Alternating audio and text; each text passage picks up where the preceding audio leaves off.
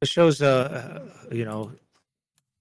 who I am, where the only thing I remember are the boobs on the and just a quick note here. I never owned a Master System. So I didn't get these games until I had my Genesis, and I had that the power console that would or the power converter that would Yes, go on you top. plugged it And I into the think I slot and borrowed, then put the games yeah, on top. Yeah. I think I borrowed most of these games from you. I may have bought a couple myself, but most of these came from you. So thank you for my Master System experience, Mike. You are But welcome. I remember a lot of these games, maybe not so much about them, but each one of these I could have a mental picture scrapbook in my head of times I was playing them, including I'll even mention one of them later on. I remember certain TV shows I was watching when I was stuck on a level in one of these games. Like it's just insane how some of these memories just stick. But that again is the whole point. And as I'm pretty sure we're gonna go through in this list, is kind of how a stuck memory is the point of the name of this channel. So correct me if I'm wrong, but we'll see when we get there. So I'm gonna defer to you, sir. Let's go ahead and hear your number 10 on your top 10 list of Sega Master System games. all right. So for me, number 10 is actually King's Quest. So Master System had a version of King's Quest on there, and growing up, I never had a computer, so I didn't get to play all those original computer games at the time. Except that when I would go spend the night at your house and play the Quest for Glory games, and that was so far back that it was actually called Hero Quest at the time before they got sued by the board game. Yep. But yeah, so King's Quest, first time I ever played King's Quest was on the Master System, and I love that game, man. I just, that whole kind of point and click type adventure going around. You got to find the bowl with the food in it and guess the little munchkin guy's name and all that kind of stuff. It was a fun game, and so got good memories of just playing King's Quest. So that's my number 10. Did you find it difficult to play that compared to like when you would play uh Heroes Quest? Because that was back we're talking about the Sierra Online games or afraid and that was when Sierra Online wasn't online, but they made the Yeah. first graphical adventure games with text-based commands. And so you didn't have a Hmm. keyboard to type take gold, you know, throw Right. rock at ogre. You had to like use the little flat Sega control pad. And I remember It's that funny one. you mentioned that because that brings me back a memory on the original Quest for Glory. You remember if you choose a thief, you could break into the sheriff's house Yes. and you could steal some of the things. And one of the things you can steal was like the candelabra. But like I didn't know what the hell that thing was called, so I'm I like steal remember this. candles, and it's like I don't know what that is. You're like, no, it's still, you're trying to figure this thing. I was like, what the hell is that thing? But I remember getting frustrated on that because and then I'm like, oh, it's a candelabra. Then I guess I was spelling it wrong, and so I gotta pick the damn thing up. Well, Oh man. I, So I, yeah, it was much easier on the Sega. 10, I will almost guarantee will be on not a single person's top 10 list. In fact, it'd probably been their top 10 worst games. But for me, it's got memories, and that's the Sega Master System version of Alf. If Oh, you ever look up Alf on YouTube, it is panned as one of the worst games on the Master System. It is one of those games where they decided to make a background song, and I use the word song lightly, that's about 15 notes.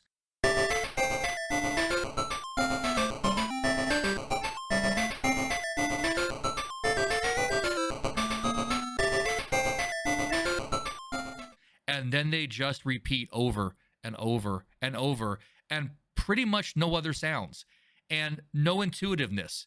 Would you know you have to go buy a loaf of bread so you can attack bats in the basement of the house with it? Like it was somewhere between a very bad side scroller and a very bad point and click game with minimal action. But growing up with my dad, Alf was an event to watch Alf on TV every night. And just the fact that there was an Alf game, I remember being so excited to have it. It was one of those games where it was the game I got and I had to like it because it's the one I just had. So I forced myself to enjoy Alf, but there's so many memories tied to Alf that I felt for me, it deserved a spot on my list. Even if it's the bottom spot, it needs to be there. okay. Number 9 was Spellcaster. Remember that game? I That's absolutely, probably on your list absolutely. somewhere, right? Yeah, so Spellcaster, that was just a cool game, man. Like you had the little, the whole kung fu thing, shooting a little ball, and then it had like the RPG elements. You'd go, you talk to the guy, then you have to do like almost like investigation and search. It's like they changed like a point and click type thing where you'd click on the spaghetti so that the spaghetti guy would come out and all that kind of stuff. It was just kind of a cool game for the time.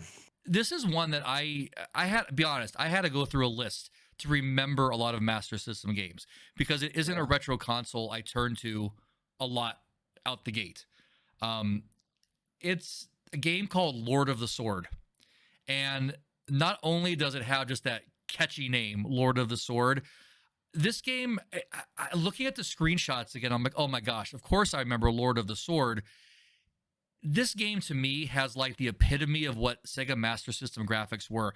I don't know the right way to describe it, but whereas Nintendo had pixelated, like blocky graphics, Master System had blocky graphics too, don't get me wrong, but they had a much more vibrant color. It was more like the colors ran together without lines in between, like a certain art style. But Lord of the Sword was basically a side scrolling hack and slash with, again, like Spellcaster, minimal RPG elements. You could carry a couple of different items, you could, jump and you could kind of raise your skills. But it's a game that I can't remember exactly why I enjoyed it, but the screenshots are triggering something. So that has actually made my list for a game I'm going to go back and play again and probably be like, this is the worst piece of trash ever. But again, point of the channel, let's take those old memories and see if they still hold up. So if for no other Yeah. reason than a catchy name, number 9 for me, Lord of the Sword.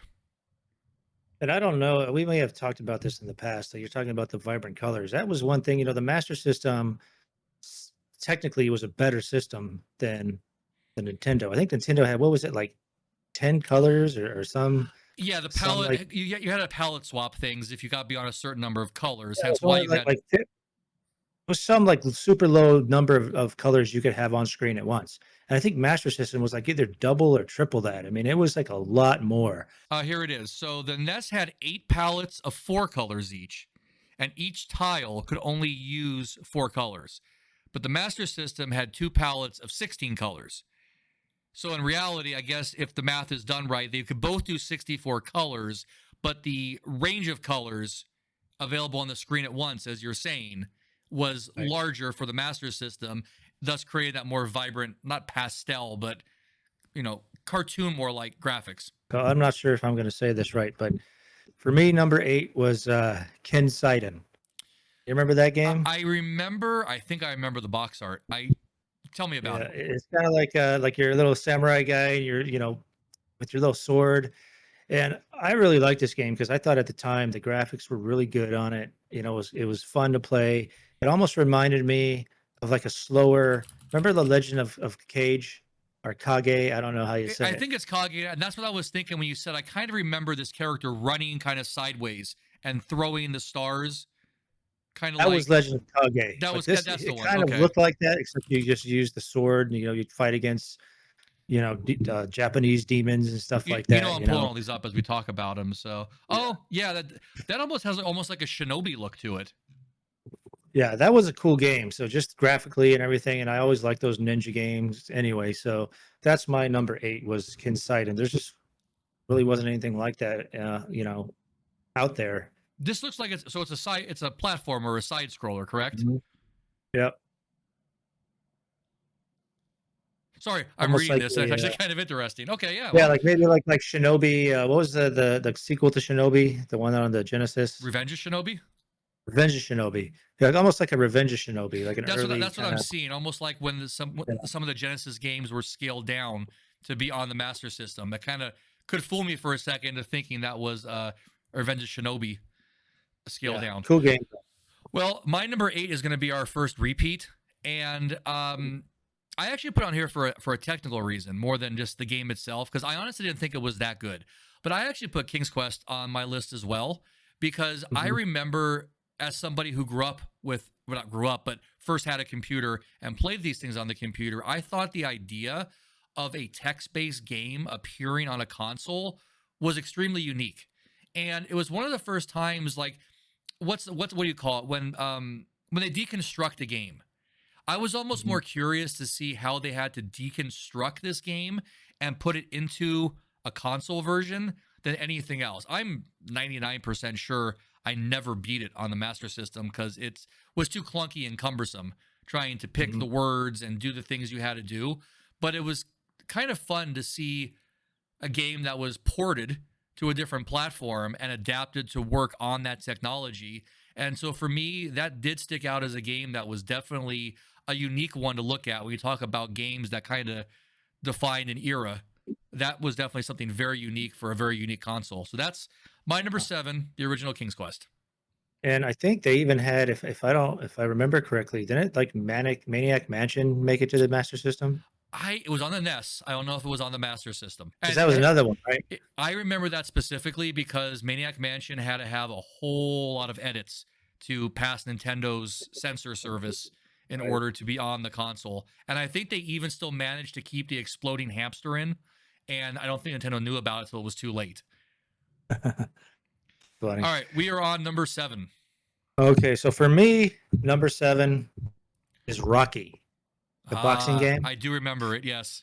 Yeah, so for me, like I used to go to my dad's house, for the summer over in Sun Valley, and down the street from where he lived was like a friend, and I don't. This is so long ago. I was just a kid, so I don't remember if it was my mom's friend or his friend or whatever. But I would go over to see this guy because he had a kid that was my age, and his name was Michael, popular name. There's a few of And us I out remember- there, yeah. Yeah, and I remember he had Rocky, and we would go and we'd play this Rocky game all the time. Did you fight like Clubber Lang or what? Because we were talking about the passing of Carl Weathers recently. Was it based on the Rocky characters? Apollo was in there. Yeah, so it was Rocky, and I don't remember all the people you fight in it. I remember, I think you fight Apollo. Maybe you fight. Yeah, I think you did fight Clubber Lang. I still want the version where you can fight It was Thunderlips. so long. You remember Thunderlips? Thunderlips. I don't remember Thunderlips. Hulk Hogan. I don't know who. Oh, is that what they call him? Thunderlips? Thunderlips. I think that's a great wrestling name. He should have changed. He should have used that when he went to NWO. What are you gonna do with the 24-inch lips? lips? Wrap their what's he wrapping the lips around? We don't want to go there. Let me go ahead. Right. Let me go ahead and throw out my number 7. And Okay. yeah, I'm not gonna mispronounce it, but I'm sure there's 2 ways, kind of like Legend of Cage or Legend of Kage. Govelius, Valley of Doom. Govelius, yeah. That's one of those words that until you say it out loud. Is it you're like, Govelius? Govelius? But this was the Master System's Legend of Zelda knockoff.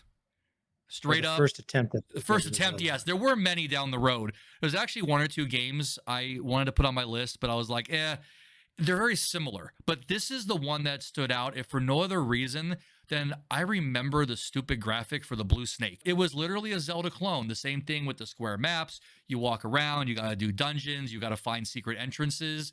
But it had that Sega charm. And that's going to be a theme for some more games down the list, is it's a game any console could have done, but the graphic style and the art direction of these games, very much like we talked about earlier, how much I love Yakuza. Sega has a knack for taking a style for a game and carrying it through, and it's always appealed to me. And it's probably not one I would go back and play through because the Zelda genre for me, I've outgrown it. Not as an adult, but I don't have the patience for it. I don't have the same enjoyment. I don't want to spend 3 hours burning every single tree on the screen, hoping to get the do-do-do-do-do, and then, no. But yeah, Govelius is a fun game. If you play it, it's a Zelda knockoff. If you like Zelda and you're looking for a retro style game, check it out. That's all I can remember about it, is that it reminded me of the Sega version of Legend of Zelda. Okay, so for me, 6 was Space Harrier. Ah, I used to love playing Space Harrier in the arcade, and so when that came out on the Master System, to me that was just badass. I was like, oh my god, I can play Space Harrier. That was a very simple game back then. But cool game. Flying around, shooting all the enemies on the screen and stuff. Yeah, and it was done pretty well on Master System. I mean, it looked pretty good. what's interesting about that game is the way it had to handle the scaling, the flight of your character, because if somebody's young enough to watch this and not realize it, it wasn't until like the Genesis didn't even have it. It was the Super Nintendo Yeah, Super that was Nintendo. the first game that did Mode 7 graphics, where you could actually take an image and expand it and shrink it and Right. rotate it. Everything else on the Genesis, the Master System, and not sure if the Nintendo ever had anything like that. It was all developer tricks, taking multiple sprites and making them move in a way where it looked like it was getting larger. Whereas some games just remember when you have a character walking towards you with his 2 frames of animation and it'd be like, and then it would jump Then forward a suddenly bit it'd grow. and be a bit bigger. Then over here, it's a little off. Yeah, that's how games were back then. So yeah, Space Harrier, never a huge fan, but I did play on the Genesis and I did play it in the arcade. But yeah, the Master System version, definitely a technological experiment, and it worked for the Master System. So Yeah, my that was number awesome. 6 is kind of continuing the trend of games that could have been on any console, but ended up just having the charm on the Master System, and that was just the straight up Master System's version of pro wrestling. I don't think I ever played that. Well, many people recognize the box art because we have the wrestler with his neck stopping here, and for some reason he has his own head in a headlock. It's the classic box art with the line. Nobody understood what this box was supposed to mean, but with pro wrestling, they weren't quite that chibi style back then with the large heads that we see like in Japanese animation or art now. But that's what it was. It was big-headed wrestlers like you had the Lucha Libre character, but round heads, and everything was very simple frames of animation. But the way you picked moves, the way the characters moved on the screen, it was one of those games where, as a kid, I liked to create stories around a game because back then it was put the game in, press start, play the level. Now you get WWE 2K4 and you can play John Cena's entire career and the best of matches. This was literally pick 2 teams and fight, and I would make up stories. And it might be below pro wrestling for the Nintendo because nothing beats a good Starman flip kick or, but yeah, pro wrestling, again, the colors, the sounds, the style, pure Sega, really good wrestling action.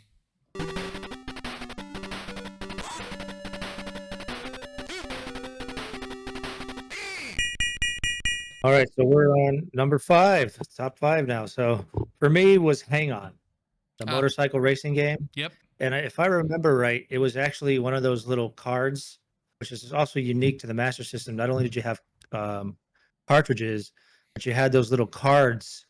It looked like a credit card that you would slide into the card slot, and you'd play the games on those. Yep. So Hang On was one of those card games, and it was just like a motorcycle racing game, kind of like in the spirit of Outrun or what was the one? Was it Rad Racer on Nintendo?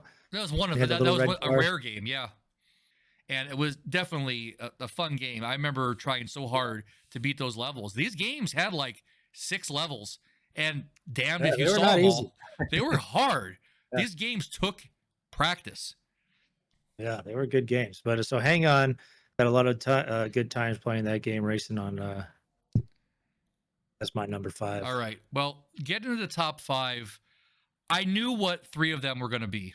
And I'll be honest, during this conversation, you reminded me of a 4th one that quickly replaced the one that I originally had in slot number 5. But it actually moved itself to 4. So my new number 5, originally number 4, was Fantasy Zone. But not Fantasy Zone, the one everybody thinks of with Opa Opa flying around shooting. This was Fantasy Zone The Maze, which I didn't even remember. I have not thought of this game in nearly 30 years until I saw it on the list. And Fantasy Zone The Maze was almost like combining Lock and Chase from the Atari with Pac-Man with Fantasy Zone. You had one-screen mazes with blocks and obstacles. You had the creatures. Normally you'd fly around shooting. They're getting spawned into the maze. You had to collect all of the dots or the coins. You had your escape routes. Go out the left side, come back in the right side. And I 100% want to play it again because I can't remember the specifics about it, which makes for a great top 10 list. Hey, here's 10 games I don't remember, but I know I liked. But this is making me want to go play all 10 of these. Maybe not Alpha and King's Quest, but at least 8 of the 10.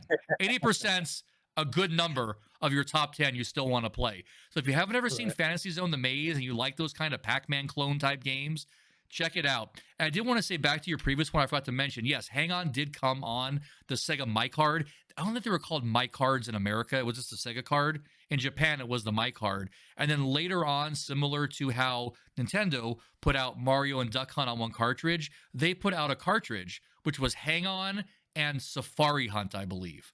So that was their equivalent of giving you the 2 Safari free Hunt. games. Yeah. I totally forgot about that one. Safari Hunt was close. There was 2 games very close to being on my list. And if I had 11 spots, and thinking back, I probably should have just freaking dropped Alf, but I can't drop Alf. So yeah, Safari Hunt, another great Lycan game. Yeah, so for me, 4 was Rastin. I knew you'd have this. Yeah. So, yeah, because I was a big Rastin arcade fan. I used to love playing that game in the arcade. Great music. I mean, just a cool game. And when it was available on the Master System, because that was the thing, man. Like the Master System had a lot of really cool arcade ports. Like all the ones that I liked were pretty much on the Master System. Yep. There might have been a couple that were on the Nintendo, but they weren't nearly as good. You know, they were just crappy conversions because it just didn't have the power. But yeah, Rastin was actually a pretty good version of the arcade, and I enjoyed that game. Never beat it. That was a hard game, but remember the music. Like the music always sticks in my head, and it's just a cool game, man. You know what sticks in my head about Rastin, both the home version and the arcade version? It's the way he held the sword while he was running. He holds almost like a side angle. Yeah, it looks like he's getting ready to hit a baseball. And he's running sideways, and then he swings, and he runs sideways again. It's like the most awkward stance. These are the things that just burn into my brain. The freaking way the Roston guy, Mr. Roston, held his sword. Well, here's the one that I had to throw in because I'm like, how did I forget about this game? It's Miracle Warriors: Seal of the Dark Lord. And this was your very prototypical Sega RPG.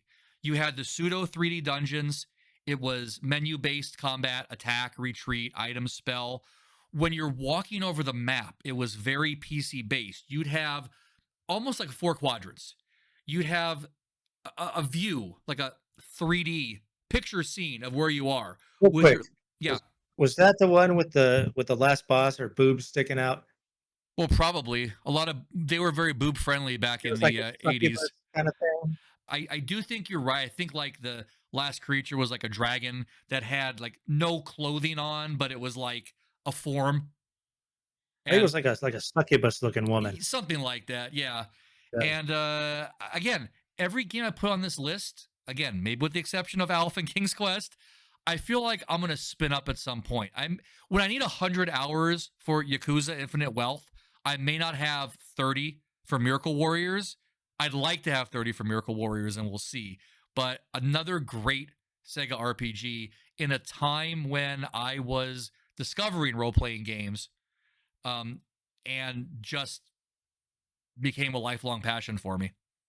Yeah, it shows, you know, who I am. Where the only thing I remember are the boobs on the on the list. That one's not on my list, but I remember that game being extremely confusing and difficult. Like trying to get through that, and then like I think that was one of those games I put down. I'm like, okay, I'm done with this because it was just that was a tough game. The game you're like, I'm gonna come back to this later, and 35 years later. Okay, so we're on 3 now. So we're for in the me, top 3. I have a feeling that we probably are going to have some overlap here. But I don't know. I don't know. So feel free to jump in if this is one of your games, and we'll just talk about it. So for me, number 3, another arcade conversion, Shinobi. So the Master System version of Shinobi. I loved Shinobi in the arcade. I used to love that game. The music, just the action. That was just a kick butt game. Loved Shinobi, and so disappointed that it never came to. In fact, it wasn't until I think maybe like the PlayStation era where they finally released the arcade version on one of those like Sega collections. Yes. And it was like, if you beat this game and this game, you unlock that game. That was, I think, Sonic's Genesis collection. Yeah. And so I had to play a bunch of stupid games I didn't want to play so that I could unlock the arcade version of Shinobi. But like, The closest thing you ever got to that out of the arcade was on the Master System, and it was actually pretty well done on the Master System. Yeah. But man, I used to play the crap out of the game. I loved Shinobi. So that was my number 3. You know, Shinobi is one of the IPs that they're revitalizing, right? In that announcement at the end of last Yeah, I year. saw that. Yeah, Golden Axe, Shinobi, I think Streets of Rage. Beyond the Streets of Rage 4 that came out, that was Streets of Rage in spirit, but not Streets of Rage. Yeah, that's funny too, because like for me, because Shinobi's been around, right? Shinobi, they had, like we said, Revenge of Shinobi, Shadow Dancer, all those Revenge of Shinobi 2. None of those games to me have the same appeal as the very first Shinobi in the arcade. That Yeah. was my game there. Just, I remember going to Shakey's and you would bring them like thing of quarters and have like maybe $5. And I'm like, okay, I'm gonna play Shinobi. This whole- It's honestly, not to drag this out, it's kind of a shame because think of all the things we're talking about: going to Shakey's and bringing the quarters, going to the arcade and checking it out, playing the arcade version and be excited to have the home version, even if it was a piss poor, forgive me, port. It was like, hey, at least it's the game in spirit, and we don't have that nowadays. Or we kids, anybody. We don't Yep. even have console exclusives. The fun of a game that is really only yours, unless you're a PlayStation kid. And I like Horizon Zero Dawn and the God of War games, but like that's not the same. It's like our kids gonna remember. Hey, remember when you and I went down to GameStop in 2018 and bought the God of War game, and then we walked home and played it? Like that's the story. And then it's gonna be, hey, remember when you and I sat there and watched God of War 17 download for 3 hours because it was 200 gigabytes? Yeah, that was fun. Like, Not only that, but like if you wanted to play a game and all you needed was a quarter. You can go yeah, play any game out there from all the different companies for a quarter. The toughest part was finding the place that had that game. Like maybe Shakey's would have it, or maybe you'd have to go down to Straw Hat, and or see, Chuck E. Cheese or something. why didn't we have the internet back then? So there'd be a database. You could just type in the game you wanted. We could Yeah, have used right. the Yeah, you internet had to, for a lot of good things in the 80s. That's for damn yeah, sure. you just talk to people at school. Hey, have you played this arcade game? Yeah, they have it over here. Oh, okay, now I know where to go. But like nowadays, it's like you said with the exclusivity. Like there are tons of game series that I never played because I never owned an Xbox. So like Fable and Halo, like all those games, I played Halo because that was on the PC. I think I played the PC version. Yeah. But like all those other games, I never played them because I never had that. So it's like I never got to experience that because I just didn't have an Xbox. Whereas in the arcade, I could have went and played it and tried it out. And going back to the beginning, there's a plus for having Xbox as a service, right? Because now you're not locked out of a game if you don't have a specific console. So yeah, plus and or pros and cons to everything. But let me give you my top 3. I know we're gonna match on one. I mean, if anybody's been watching this video, you should already know what's gonna be on my list at some point. But number 3 for me is the original Alex Kidd in Miracle World. This is the one that was basically their Mario. They tried to make Alex Kidd their mascot, and he's known as part of the system, but in no way as like Sonic the Hedgehog eventually became. They tried a number of characters to be mascots, and it wasn't until Sonic that something stuck. Never on the level of Mario, but Alex Kidd was basically a side-scrolling, also vertical platformer where you ran around, punched with a giant fist. You could fly a helicopter. You could fly a submarine. Again, classic, colorful, almost comic book-like characters. And the boss battles were rock, paper, scissors games. With the characters themselves. The crazy head. Did you realize all those bosses were rock, paper, scissors? The first Yeah, guy that's is what I'm basically saying. Like a the hand with face 2 was fingers. Yeah. Yeah, it's like freaky looking. And here's my story from early on. I honestly remember watching Cheers while I played that game, trying to beat it. I don't know what episode it was, but there's a memory of me sitting on my bedroom floor in front of my old, at the time, giant TV, probably 13 inches.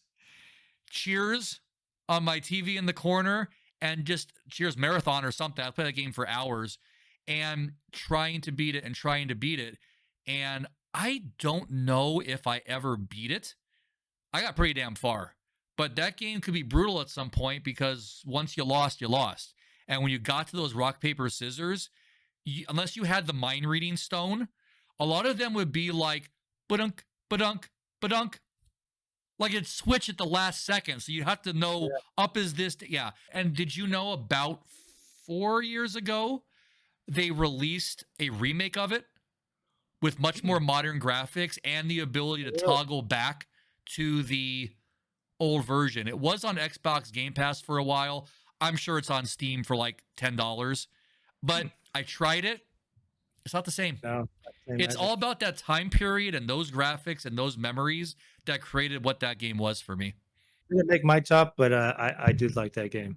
So we're on two now. So for me, number two, again, another arcade conversion, Double Dragon. And Really, so the Master System version of Double Dragon. Master Okay. System version of Double Dragon, there's a couple reasons why this one sticks out for me and almost made my number one. But first off, um, I was a huge Double Dragon fan in the arcade. I probably kept Tato afloat with all the quarters I put in for that game. I love that game. That was one of my favorite. Even today, I still like that game. Like I'll go play it on MAME or whatever that is. You know, like because it's just a great game. Never really, I think, got a really good port. Although I think the Genesis version was actually pretty good, but I never had that one. But so when that came out for the Nintendo, I was so excited. And then you kind of find out one of the whole like main tropes of that game is the two-player element was absent from the Yep. Nintendo. You only Yep. got to play one. So I remember you had this game, and we'd come over and spend the night, and you and me would play this Double Dragon together and beat this game. And so I have a lot of good memories of just like Wow. hanging out and I'm playing. sorry I don't remember playing that with you, but I You don't own remember this. that? I own the original one, Double Dragon.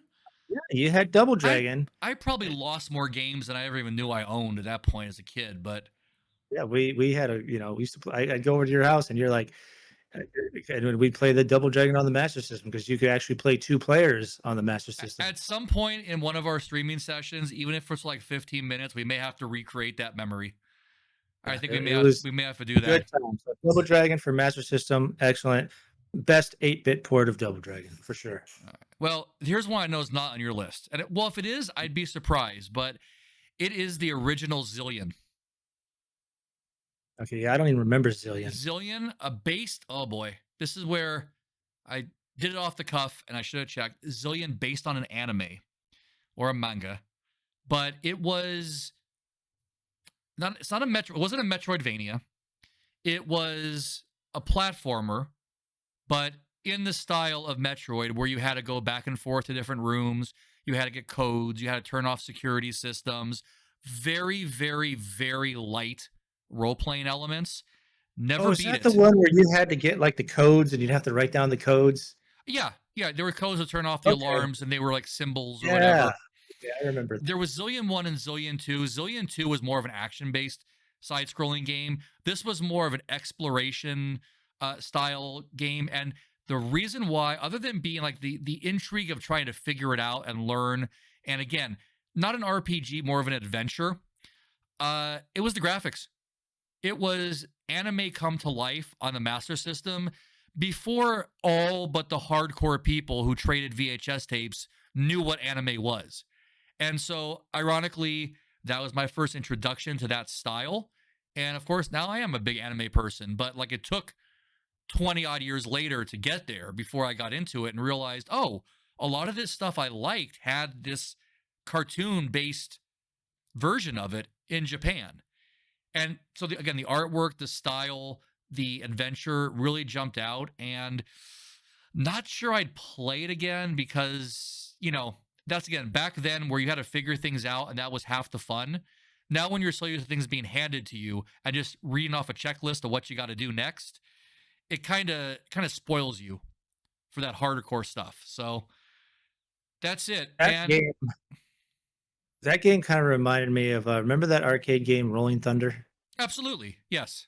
Yeah, like there was kind of the same feeling as that. I don't think Rolling Thunder ever came out for anything, did it? Like they Oh never no, it made. did. It did. I think even the Nintendo version Oh, was out really? there. I don't know if anybody ever captured the actual arcade style. I'm not sure if there was a Genesis version, but Rolling Thunder is out there. And at the very least, I bet that was Taito who made that one. I do believe that's on some of their collections now you can get of the Okay. arcade. That game was pretty ahead of its But time, man. a conversion game, no, there wasn't. Right. Yeah, that game was ahead of its time. But I can't imagine, since you haven't mentioned it, that we do not have the exact same number one. I was thinking the same thing. there was And I believe it's that game sitting right over there on your right there. shelf, That right? was Is that that was the yours? copy we have shared since 1989, Yeah. and I got the vinyl album behind it. I got just memories of the original Phantasy Star so much that I decided to base this YouTube channel's name off of one of those memories. But first, Phantasy Star. I mean, there is no denying that this game basically is one of those games that you would call the killer app. Even if you didn't like role-playing games in the day, you had to look at the graphics and the music and the scope of that game and realize it's coming on this tiny cartridge. 4 or 8 megs. Hold on. I think it was 4 megs. Well, I don't know if it says on the box yet, because back then you didn't have to It's 4 advertise megs. that kind of stuff. Like, that wasn't even 4 megs plus battery backup. Remember how crazy it was? Wow, we I can save remember our this game. because Phantasy Star was like the first 4 meg game. Phantasy Yes. Star 2 was the first 6 meg game, and Strider was the first 8 meg game. Remember that? And that was the big thing back then. It's 8 megs, holy moly! But as far as Phantasy Star goes, like, quintessential turn-based role-playing game, picking from a menu, you get into the dungeons, and it switches to the first-person 3D dungeon, which, again, it wasn't like Which you're was moving around, turning the fantastic. camera. It's all still screens, but enough where it gave you the illusion of movement and turning, Mhm. and you had to map those things out, right? No auto-mapping system. You had to figure out where Yeah. the secret walls were, and what you had to find out that was in one of those damn caves was a bakery where you had to get a cake out of the cave. And it isn't just that memory. And forgive me for stealing your thunder on Phantasy Star, but you can tell I'm passionate about this game. The whole point why a cake in a cave still makes me think about my childhood in gaming is Justin, who's also on this channel. He would come over and we would play this game, and we would take turns grinding out, killing the enemies, trying to figure out something. And again, I have not played through this game again, and I absolutely plan to. But you get to a point where I think it might be different in the remake slightly. You have to find a key that unlocks the entrance to this bakery. And I remember them saying, like, the key or the cake is on the outskirts of town. And, you know, back then you walked into the little town graphic and it expanded into the actual map. And there was a little cave in the upper right-hand corner, which served as like the very first dungeon you ever go into. Well, back in the old days, you didn't think about replayability, going back and revisiting an old area. You were trained in a way that, okay, you beat this thing, on to the next one, right? You don't go back to the first shop in a game because he's still selling wooden sword. You go to the last store where the guy's selling an antimadium titanium granite sword for, 100 million meseta. So Right. they're like, go find the key. So Justin wanted to go in the cave, and I said, no, we already been in there. Don't go in the cave. It's somewhere else. And that's a game where you could walk to a square, bring up the menu, click search, nothing found. For a day, at least again, the way I remember it, we walked every square around the town. Search, search, search, search. Tried fighting enemies in different areas. Spent an entire day. The next day, can't find it. Still haven't gone in that cave. He listened to me for once, which was his mistake. We called the Sega helpline because back then you had the Nintendo helpline, the Sega helpline was free. We called that line so much that some people would hear my voice and recognize me when they answered. So I just said, hey, we're trying to find this key. We got to get a cake. We have no idea where to go. The gal looks it up in the book and says, oh, yeah, in the very first town, there's a cave in the upper right corner. You have to go in there and get it. And I'm like, seriously? The cake's in the cave? Hung up the phone. I said, okay, Justin, I'm sorry. You were right. A day ago, we could have found this damn thing. We went into the cave, solved the riddle, and I don't know why, but that whole experience of the exploration, of playing the game with a friend, of going through that whole ordeal, being frustrated, and the end result was it's right under our noses, makes me always think that sometimes exactly what you need is in the place you never expected to find it, and you just got to look for it. And not to make that a metaphor for life, but aside from that memory, hence this channel, why it's Cake in a Cave, because we're revisiting memories the way we think they were, the way we talk about them, just talking to you. We unlock other memories. We remember different things. You remember playing Double Dragon. I have no recollection of even owning that game. But these are the things that stuck with us. And I love spending time with my friends, hanging out, revisiting these things, and bringing up things with each other that we just never thought about. And sometimes thinking about something and then go, oh, wow, I completely misremembered how awful that was. Like Alf on the bottom of my list. Now I'm really regretting Alf being on here. But I'm sorry, I took the whole thunder here. Your thoughts on Phantasy Star 1? Because, again, No, I'm Phantasy Star, my I'm right favorite there game with you. series of all time. Yeah, I'm right there with you, man. Fantasy Star 1, for me, Fantasy Star 1 and Fantasy Star 2 are the big ones. Like Fantasy Star 3 was kind of, meh. I I will never have to played the admit, fourth one. I've never beat 3. That's why I'm looking forward to Yeah, going back to 1, 2, 3, 4. I've never beaten 3.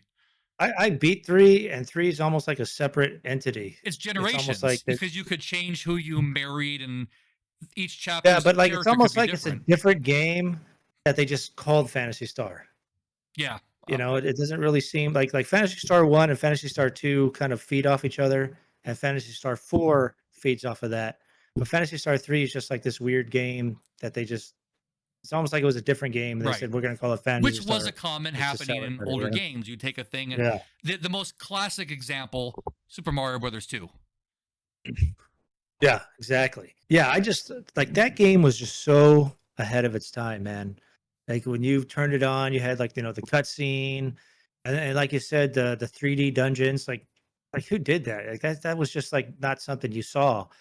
I mean, I guess uh, Swords and Serpents on Nintendo, the original Nintendo, had kind of a 3D, but it wasn't like it was so well It done. wasn't as You can colorful. look at that today, but you can look at that today, and it still looks good.